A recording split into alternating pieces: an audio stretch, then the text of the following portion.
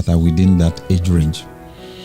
So that's the mistake, I would say, that the older generation is making. At the time when we should become coaches, we're still struggling to be players in the field. There's no need. We need to push the younger generation forward now.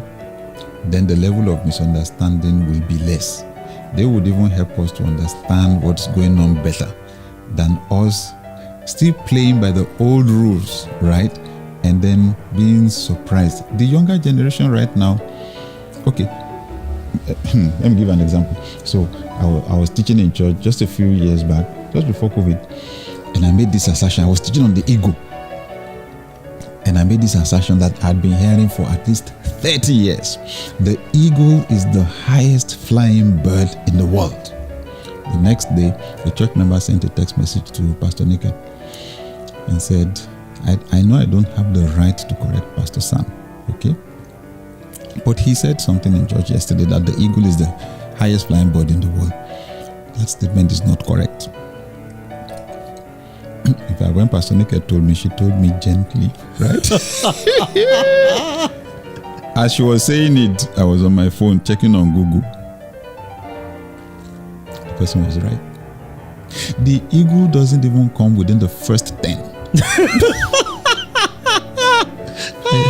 highest flying bird. I went back to church and I apologized. I told them, this is what I said. This is what one of you said. I checked it up.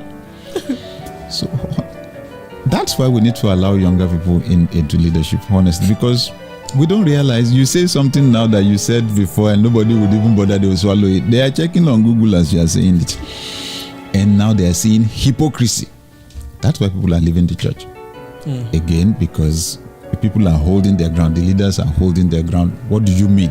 And these young people have gone to check all those in the original Greek that you were saying before, because nobody understood Greek. If they go online now, they will get the correct meaning of what you're saying. They're seeing a lot of hypocrisy in leadership. They want authenticity.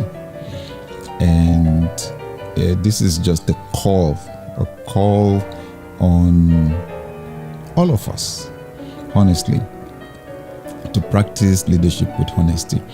And nobody says we should be perfect. People are not expecting us to be perfect, but they want us to be perfectly honest.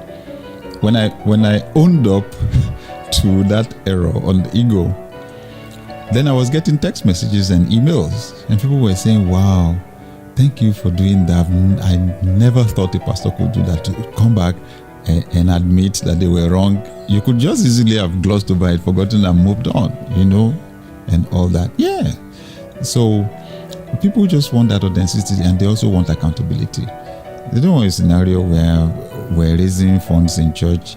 We say that God wants them to be rich, and then at the end of the day, they find out we're the only ones that are getting rich, and they're getting frustrated, and the environment is changing. We just need real leadership.